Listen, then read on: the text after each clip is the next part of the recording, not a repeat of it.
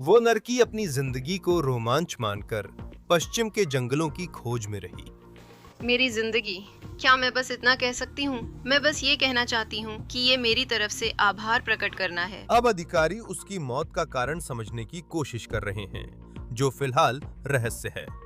उसका शव कैलिफोर्निया की हाइकिंग ट्रेल पर मिला था। मैं बताऊंगा कि उसे पाने वालों ने उसकी लाश की हालत कैसी बताई और इससे कई परेशान करने वाले सवाल उठे हैं। ये लॉ एंड क्राइम का ऑन द केस है। मैं क्रिस स्टीवर्ट हूँ।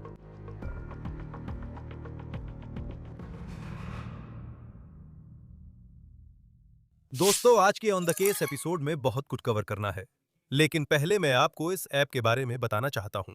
ये बहुत बड़ा ऐप है। इसका नाम अपसाइड है और यह आपको रोजमर्रा की खरीदारी जैसे पेट्रोल, किराने का सामान और टेकआउट पर कैशबैक देता है। आपको बस इतना करना है। ये बहुत आसान है। आप अपसाइड को मुफ्त में डाउनलोड करें। आप उनके 1 लाख से ज्यादा लोकेशंस में से किसी एक पर ऑफर क्लेम करते हैं। फिर आप अपनी कार्ड से वैसे ही पेमेंट करते हैं जैसे आमतौर पर करते हैं। फिर आप खरीदारी को वेरीफाई करते हैं और आपको पैसे वापस मिल जाते हैं। बस इतना ही। मैंने खुद इसका इस्तेमाल किया है। मान लीजिए मैं पेट्रोल भरवाता हूं या टेकआउट लेता हूं। मैं अपसाइट पर ऑफर सर्च करता हूं। फिर खर्च करने के बाद पैसे मेरे ऐप में आ जाते हैं। मैं उन्हें सीधे अपने बैंक में ट्रांसफर कर देता हूं। अपसाइट के नियमित उपयोगकर्ता औसतन साल में $254 वापस कमाते हैं। कैशबैक शुरू करने के लिए डिस्क्रिप्शन में दिए गए लिंक पर क्लिक करें या क्यूआर कोड स्कैन करें और प्रोमो कोड ओटीसी लगाएं, जिससे पहली टंकी पेट्रोल पर हर गैलन 25 सेंट बोनस मिलेगा। हम एक बड़ी कहानी में आए जबरदस्त मोड़ का पीछा कर रहे हैं, जिससे समझना वाकई मुश्किल है। कैसे एक ऐसी महिला जो स्वस्थ लगती थी, जिंदगी को भरपूर जीती दिखती थी और बहुत से लोगों पर सकारात्मक असर डालती नजर आती थी, आखिर मृत मिली। जैसा कैलिफोर्निया की उस महिला के साथ हुआ जिसकी हम इस कहानी में बात कर रहे हैं। धीमा ही सदा हुआ होता है और सदा हुआ ही तेज होता है। ये मेरा नया आदर्श वाक्य है, क्योंकि असल में मैं जैसे ही मेरी आंखें खुलती हैं, तुरंत ही पूरी ऊर्जा के साथ तैयार हो जाती हूँ। ये जोआना शील्ड्स हैं, जो अपने फॉलोअर्स से इंस्टाग्राम पर बात कर रही हैं। उनका यूजर नेम जोजो स्केट्स था। ये वो समय था जब वो अपने फॉलोअर्स से बात कर आभार जता रही थीं। शील्ड्स कैलिफोर्निया के कार्ल्सबैड से थीं, पर उन्होंने कई जगहों की खोज की थी। उन्हें स्केटबोर्डिंग बहुत पसंद थी और वो इलेक्ट्रिक स्केटबोर्ड बनाने वाली एक कंपनी में काम करती हुई लगती थीं। ये उनकी पहचान का हिस्सा था। उनके सोशल मीडिया पर वो खुद को एक ऐसी इंसान के रूप में दिखाती थीं, जिसे बाहर रहना पसंद था, जिसे रोमांच पसंद था। उन्होंने खुद को ऐसे व्यक्ति के रूप में बताया था जो अपनी पूरी कोशिश कर रही थी कि वो सबसे बेहतर बन सके। उनके परिवार के लिए एक गोफंडमी चल रहा है, जिसमें लिखा है कि वो दुनिया में चमक और स्वतः स्फूर्तता के साथ जीती थीं। और एक बार फिर उनके बारे में ये जानना इस कहानी को समझना और भी मुश्किल बना देता है। मैं बताना चाहता हूं कि जो जानकारी है उसके अनुसार जोआना शील्ड्स की मौत कैसे हुई। और ये 9 अप्रैल की बात है। ये कहानी बिग सुर कैलिफोर्निया में घटित होती है, जो देश का एक बहुत ही खूबसूरत इलाका है। यहाँ पर आपको धरती पर सबसे खूबसूरत हाइकिंग ट्रेल्स मिलेंगी। KSBW टेलीविजन के अनुसार कुछ हाइकर्स बिग सुर के लॉस पाड्रेस नेशनल फॉरेस्ट में साइकस हॉट स्प्रिंग्स से गुजर रहे थे और तभी उन्हें एक शव मिला, और वो शव जोआना शील्ड्स का था। अब उन हाइकर्स में से एक ने टेलीविजन स्टेशन को बताया, उद्धरण, मैंने कोई खून नहीं देखा। वो पीली थी।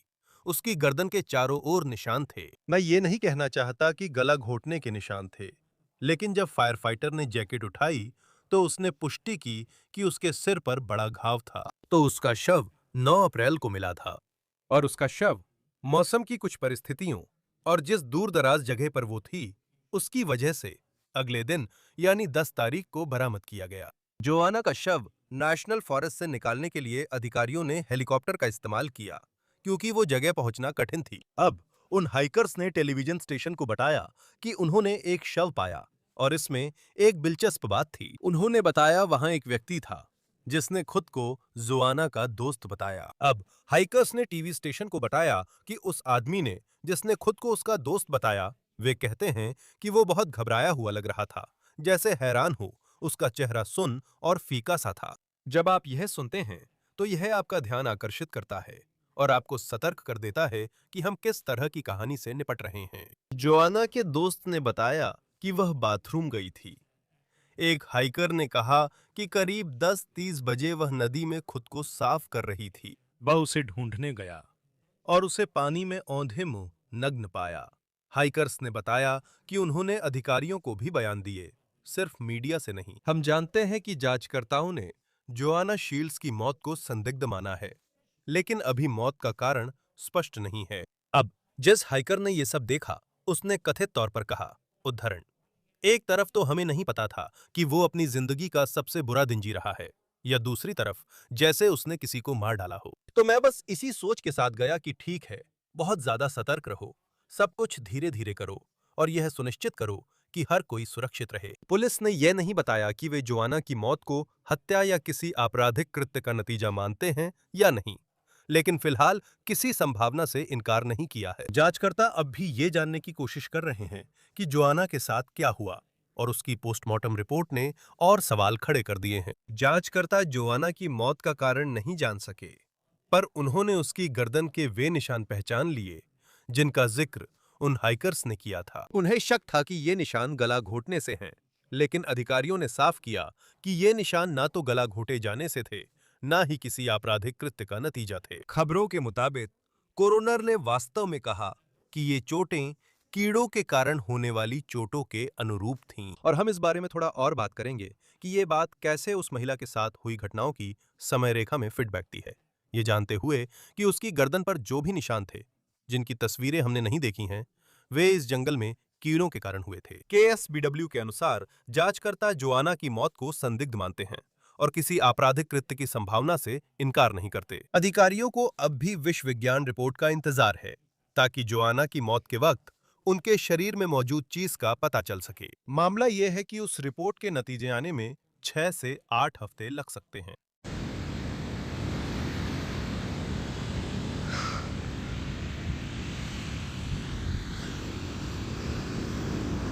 ये मेरी जिंदगी है, मेरा मतलब यही है।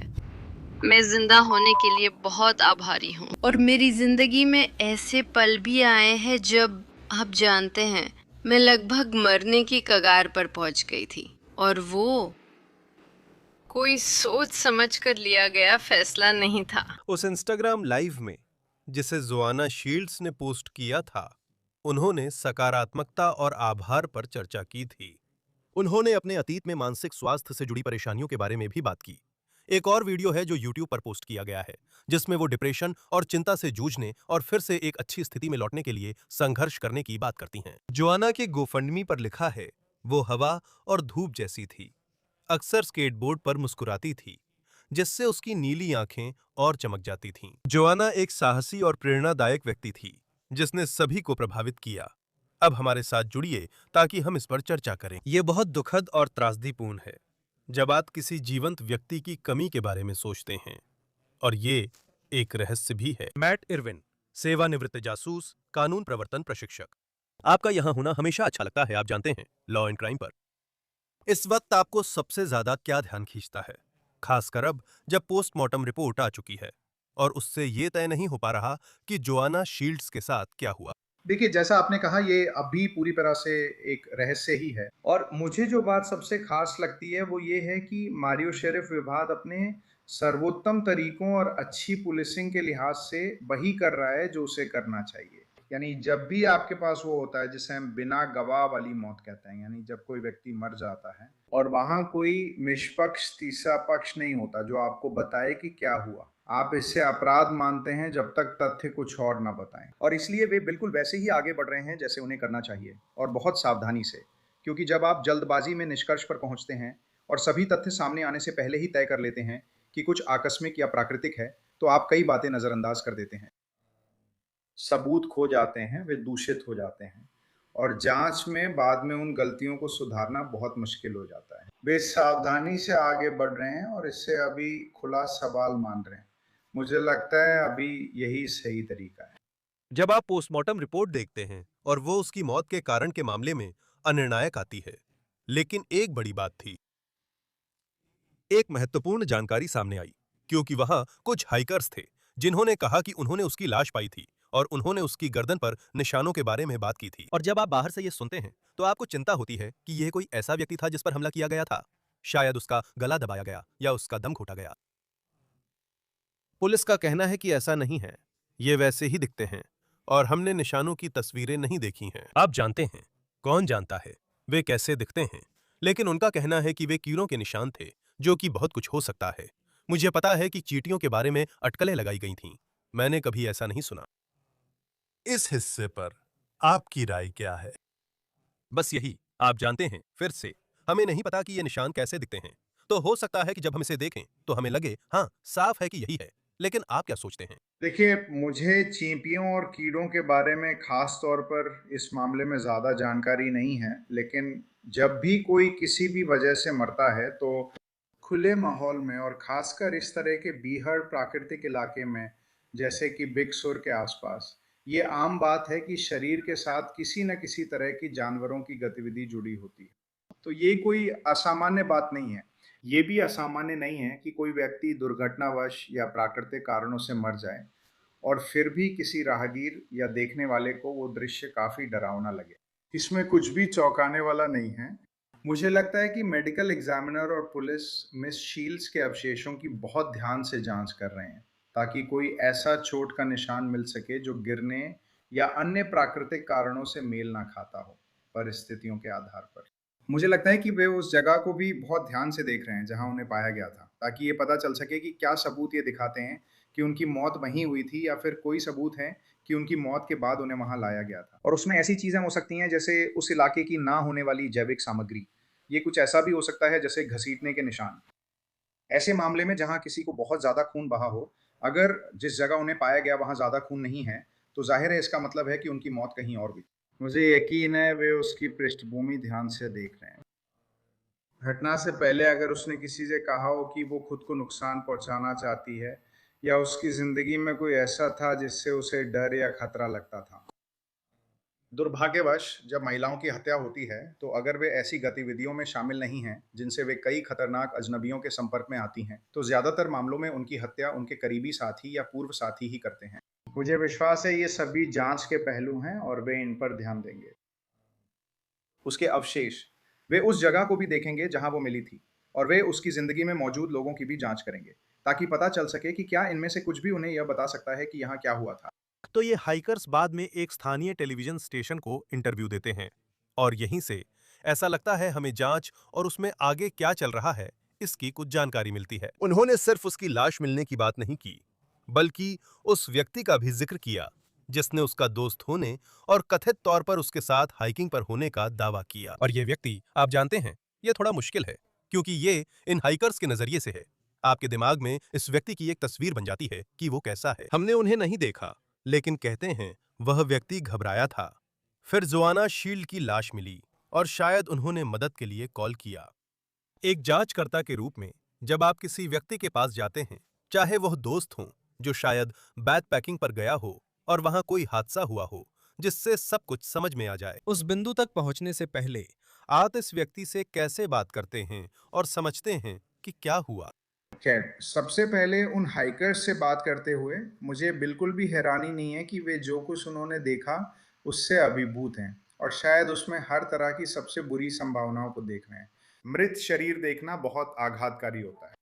किसी व्यक्ति की मृत्यु देखना, चाहे हालात जैसे भी हों, अक्सर डरावना और कठिन होता है। तो वे अपनी भावनात्मक प्रतिक्रिया के आधार पर और शायद सच्ची अपराध कहानियों, फिल्मों, टीवी वगैरह से मिली चीज़ों के आधार पर अपनी कल्पना से कुछ बातें जोड़ सकते हैं।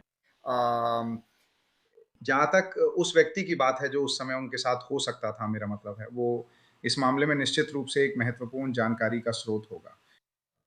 फिर भी भले ही उनकी मौत सबसे आकस्मिक, प्राकृतिक और दुखद तरीके से हुई हो, उस व्यक्ति पर इसका भावनात्मक असर जरूर पड़ेगा, खासकर अगर वह उनके करीब था।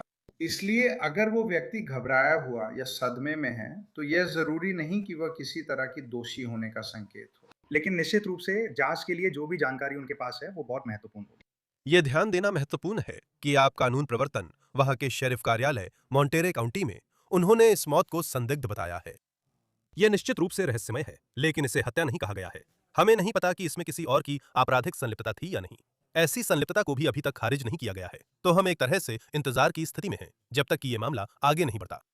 लेकिन प्रक्रिया क्या है उस बिंदु तक पहुंचने की जहां एक टीम के रूप में आप देखते हैं और कहते हैं, ठीक है, यह एक दुर्घटना थी, या फिर यह कुछ ऐसा है जहां हमें लगता है कि हम उस रास्ते पर जा रहे हैं जहां हमें लगता है कि इसमें किसी और की आपराधिक संलिप्तता थी। देखिए, फिर से वही 3 पहलू हैं जिनके बारे में हमने अभी थोड़ी देर पहले बात की थी। यह सबूत होगा कि मिस शील का शरीर अपनी कहानी खुद बताता है, जो जांचकर्ताओं को यह दिखाता है कि उसमें कोई ऐसा आघात है जो दुर्घटना या प्राकृतिक कारणों से मेल नहीं खाता। यही जगह है जहां वे मिले थे। अगर पता चले कि उनकी मौत कहीं और हुई और उन्हें यहाँ लाया गया, तो यह ज़रूर संदिग्ध होगा। और फिर ज़ाहिर है, एक बार फिर गवाहों से बात करना, वो हाइकर और वो व्यक्ति माफ़ कीजिए, वो हाइकर्स और वो व्यक्ति जो ज़ाहिर तौर पर उनके साथ था या उनके आसपास था जब उनके साथ वो घटना घटी जिसने उनकी जान ले ली, ये अहम स्रोत होंगे। साथ ही घटना से पहले उनके जीवन से जुड़े लोग भी महत्वपूर्ण होंगे।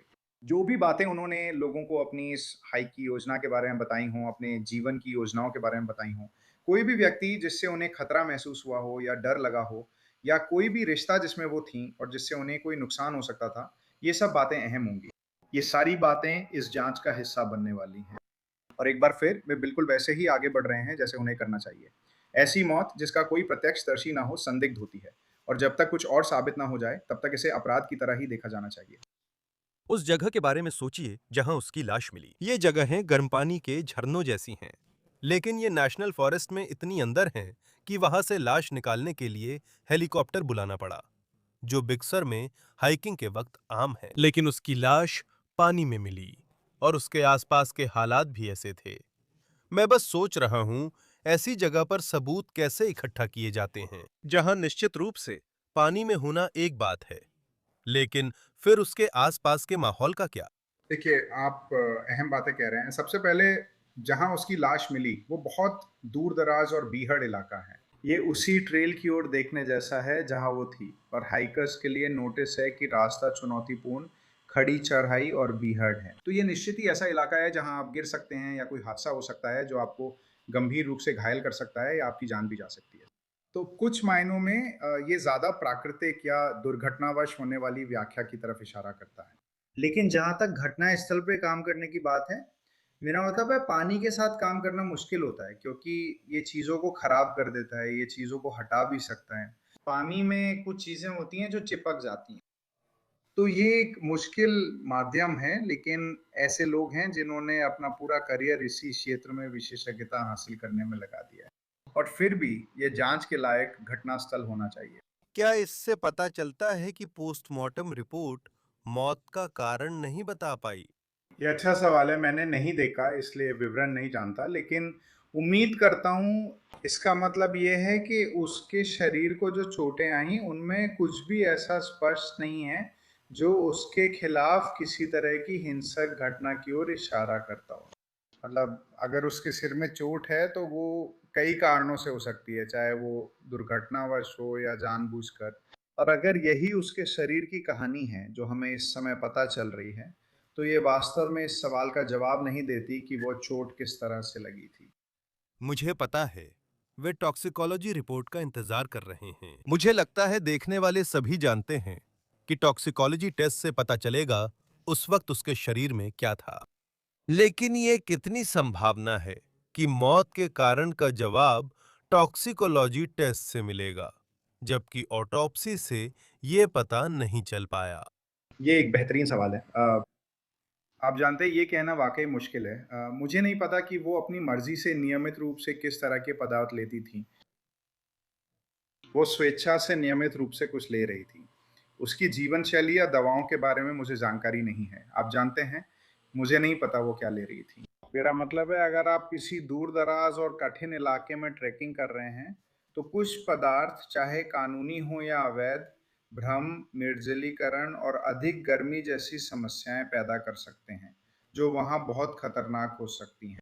शायद वहाँ कुछ जवाब मिले, लेकिन उसकी ज़िंदगी के बारे में या वो कौन-सी दवाएँ या पदार्थ ले रही थी, इसके बारे में कुछ भी ना जानते हुए, ये कहना बहुत मुश्किल है कि टॉक्सिकोलॉजी कितनी जानकारी देने वाली हो। इसके अलावा आप जानते हैं, कुछ ऐसे पदार्थ होते हैं जो शरीर से बहुत जल्दी निकल जाते हैं, कुछ बालों में मिलते हैं, कुछ खून में, और कुछ ऊतकों में यह जानना मुश्किल है कि वे क्या जांचेंगे और उनके पास कौन सी जानकारी उपलब्ध हो सकती है। हाँ, क्योंकि अगर हम वहीं जाएं जहां उसकी लाश मिली थी और वो बीहड़ इलाका था, निश्चित रूप से अगर वो पानी में थी। आप बस सोचिए कि सबूतों को इकट्ठा करना कितना मुश्किल है। आप जानते हैं, यहां तक कि मुझे लगता है उसकी लाश 9 अप्रैल को मिली थी और वे उसे, आप जानते हैं, जंगल से बाहर 10 तारीख तक नहीं निकाल पाए क्योंकि मौसम की स्थिति बहुत खराब थी। इसका क्या असर होगा मुझे पता है। उन्होंने कहा कि टॉक्सिकोलॉजी टेस्ट में 6 से 8 हफ्ते लगेंगे और मुझे पता है कि देश के कई हिस्सों में बैकलॉग हो सकता है और उन नतीजों को पाने में समय लग सकता है जब आप किसी केस में इंतजार कर रहे होते हैं। और मुझे पता है कि ये एक अनोखा केस है, लेकिन जब आप उन नतीजों के आने का इंतजार कर रहे होते हैं और आपके पास पहले से ही ऑटोप्सी है जो निष्कर्षहीन है, तो इस केस के डिटेक्टिव के तौर पर उस इंतजार के दौरान आप क्या करते हैं? क्या सच में आप कुछ कर सकते हैं जब तक कि रिपोर्ट वापस नहीं आ जाती? हाँ, यही समय है जब गवाहों से पूछताछ जरूरी होती है। फिर से हमने उन हाइकर्स के बारे में बात की थी जिन्होंने उसे पाया था और उस व्यक्ति के बारे में जो उसकी मौत के समय या उसके आसपास उसके साथ हो सकता था। उन्हें उसकी जिंदगी के लोगों से बात करनी चाहिए ताकि पता चले कोई वजह है कि कोई उसे नुकसान पहुंचाना चाहे या नहीं। दुर्भाग्यवश कई बार महिलाओं के साथ ऐसा तब होता है जब कोई करीबी या पूर्व करीबी साथी शामिल होता है, जब तक वो ऐसी गतिविधि में ना हो जो उसे खतरनाक लोगों के पास ले जाए। मुझे नहीं लगता कि इसका कोई सार्वजनिक संकेत है कि ये उसकी जिंदगी से जुड़ा है, लेकिन हाँ, गवाहों, परिवार, दोस्तों, परिचितों, साथियों और पूर्व साथियों से पूछताछ अभी चल रही होगी जब वे टॉक्सिकोलॉजी के नतीजों का इंतजार कर रहे हैं। आगे क्या होता है देखेंगे।